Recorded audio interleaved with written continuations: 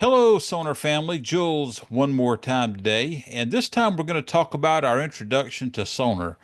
Now, just so you'll know, if you've got a story you would like to share with others, we can do that here. We can either do a Zoom call, make it an interview style situation, or you can send me a video file of yourself talking about your introduction to Sonor, whatever you want to do. But this is going to be an interactive thing. So if you've got a story you want to add in the comments, by all means, tell your story there. drummonstage.com/forum. Sign up for that if you haven't already. You're going to want to do that if you haven't, because there's some really cool stuff about to happen there. I can't even talk about it yet. It's in the planning stages, but it's going to be a lot of fun for the participants. And the participants are going to be people who are actively posting on the forum. But that's a good place to go share your information, see what others have to say, what others are playing. The cool thing about that versus a Facebook page, I've got a Facebook page also. I don't even bother with it too much now because it's not structured. You look at, a historical, listing of what we've done there, which is pretty much nothing. But even on the more busy pages, you can't go in there and select a topic and see what's been discussed about that topic. On the forum, you can. And so, I'm not going to get bogged down on that because that's not what this is about. But it's just really important to get active on there, I believe. And I don't think there's going to be any regrets for anybody that goes and signs up for that and participates on any level whatsoever. So, anyway, moving this thing along, my first exposure to Sonor was a picture and audio. It was the "If You Want Blood, You've Got It" album from AC/DC, and Sonor drums were in the mix during that live recording. And on the back of the album cover was a photograph of Angus with a guitar neck sticking out of his back, laying on the deck face down. And behind that was an acrylic set of Sonor drums. So between the visual, actually seeing Sonor, and hearing them in the mix, I was pretty much hooked to start with. The second part of that, and when you really have the Sonor aha moment, is when you get a high quality piece of gear and take it home and get an intimate familiarity with that. And for me, it was the D500 snare drum. And I ordered that drum specifically because it looked a lot like the Ludwig snares I had owned over time. And when I put it on layaway, took a little bit to pay it off, and when they finally got it in for me, it was not on par with the Ludwig at all. It was over and above my expectations, and it really sealed the deal for me with Sonor. Now, over the years, for a couple of different reasons, I've owned different gear and kind of gone in a different direction. But there is a community within Sonor that I've never experienced anywhere else. So between that and the fact that Sonor somehow alters your DNA, I keep saying that and believe it to this day. Um, I'm just a real Sonor guy through and through to the bone. That's never going to change. I don't anticipate any more experimentations with other brands. I did the Ludwig thing, had a fabulous set of Keystone X Ludwig drums, wound up back with Sonor. Did the Gretsch thing, had a lot of Gretsch gear, 19 snare drums, six drum sets. Um, you know, Back with Sonor again. And then as recently as last year, I went with Tama because Tama had a drum set in the price point directly between the AQ2s and the SQ1s. And the drum set was beautiful, sounded good, had nice design features and all that stuff. But at the end of the day, the Sonor magic was just flat not there.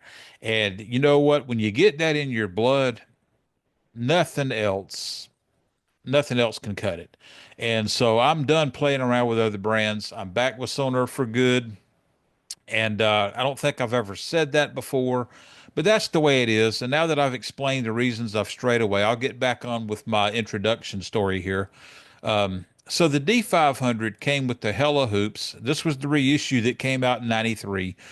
I'd been a fan since 1985, which probably all of you have heard more than once, even today. Eventually, I'll quit telling that part of the story, but the the snare drum I got was really heavy, really well designed and engineered. Um, the hella hoops were over and above my expectations, and I ever since have been sold on snare drums with those particular hoops. And I will retrofit a drum if I've got an otherwise good drum that doesn't have those. It'll wind up on there. Um, One thing I did, and I was a lot younger at the time, I ordered a Genera extra dry head for it. What I wanted a head that I could hit the head and have a good, almost a really a gated sound. I wanted open and closed real quick. Um, and what where the fail was in that for me, I'm at home, young and stupid, on my knees in the floor of the apartment with this drum on the floor, trying to get there to be no rings at all with my ear up next to the drum. The world just doesn't work that way. Um, so wind up on the phone with Buzz King, and that's back when there was only one brand at play. You didn't have people trying to manage two distinctly different brands. So you could actually get the guy on the damn phone, and I did. And so I was telling him I wasn't liking the tone of the snare drum, and I really was going for something deeper than I ended up with. And his response was basically, and I remember his wording, he said that drum should kick ass. And he said you got to crank it up a little bit to get to get the response out of it. And when I did, he nailed it. He was absolutely right. If you want an 8-inch drum sound, you better get an 8-inch drum. Trying to get it out of a 5-inch drum uh, is not as effective. And it turned out I really liked the crack and the response and sensitivity I got out of that drum when I got it tuned up within a reasonable range for the size of that drum. And it is by far one of my favorite snare drums of all times to this day. Now, where the challenge eventually came in was having the extended snare gates on the hoop, on the Rezo hoop. Um, couldn't find a case for it and wound up warping my hoop trying to cram it into a case it wasn't supposed to go into. Uh, HSS swapped that hoop out, no problem, put me back on the phone with Buzz, who turned out to be the owner and primary builder at King Kong Cases.